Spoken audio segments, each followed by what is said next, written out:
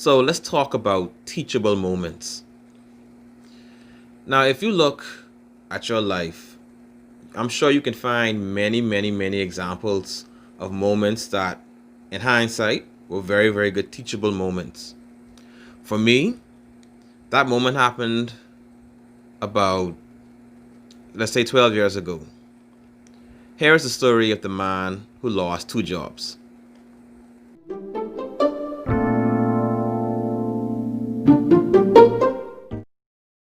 I was working on this job and I worked as a carpenter. Very, very, very good learning experience.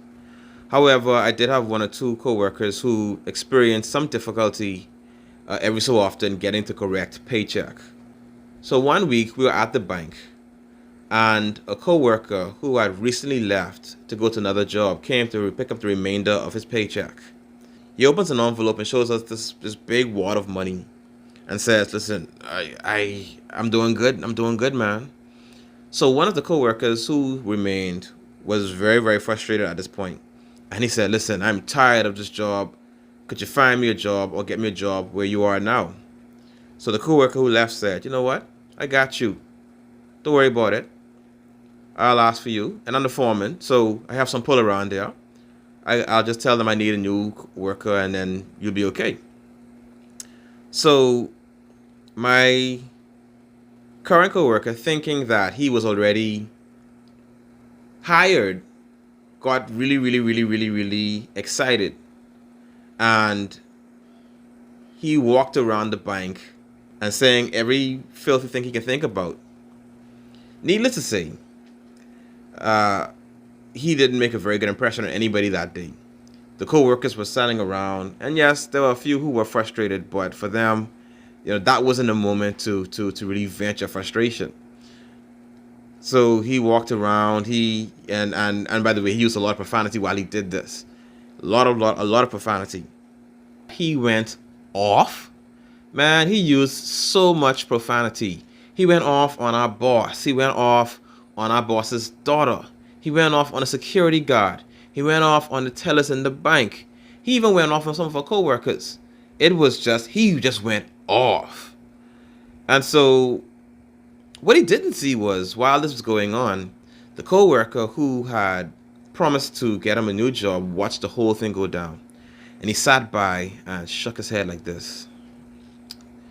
And the look on his face said that there is no way I can bring this guy on my site, on my job. I cannot recommend him because this whole performance is unbecoming and I cannot take this guy anywhere.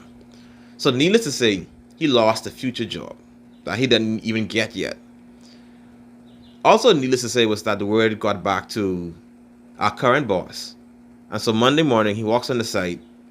I don't know if he remembered what he did or what he didn't do, but he walked on quite happy, quite unaware.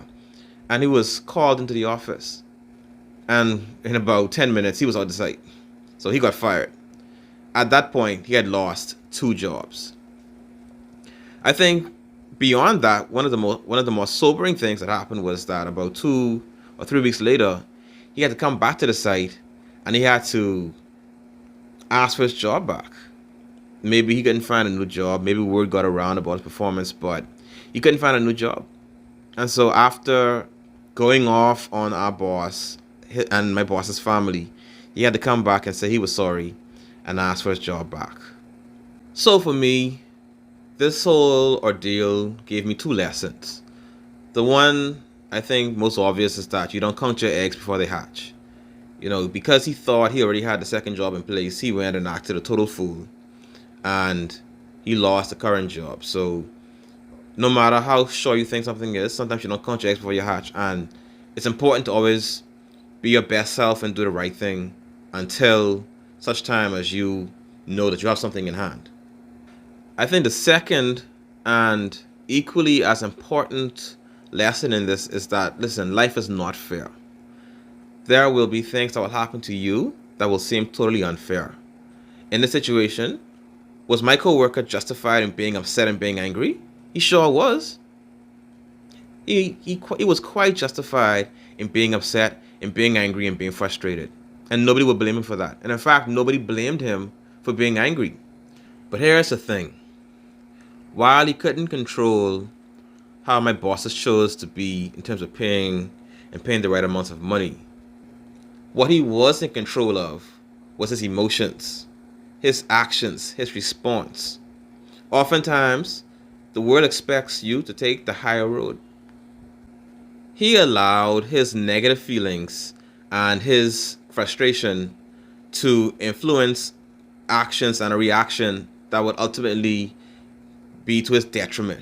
At the end of the day, you can't control what happens, but your response is very, very important to the outcome of the story. Oftentimes, things will happen that will throw you for a loop. They will be setbacks, but it's not so much what happens, it's how you respond. In this instance, his response led to his detriment. So think about that. You're in a situation and the whole setup seems unfair. Just be sure that you don't do anything to ruin your end goal. The reality is that no matter who you are, life will throw you curveballs and setbacks. The reality of that also is that you can't react with emotion to every single setback. Sometimes you have to play chess, not checkers. Sometimes you have to think about what the ultimate goal is and think about how your reaction or your response may impact that ultimate goal. You have to have tunnel vision. So my coworker did not have tunnel vision.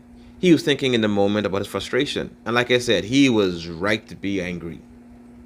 But he needed a job. He had a family. When you're trying to feed your family, you don't walk around banks cursing out your boss and cursing out the tellers. Think about that. It's not what happens to you, it's how you respond. So that, my friends, is the story of the man who lost 2 jobs.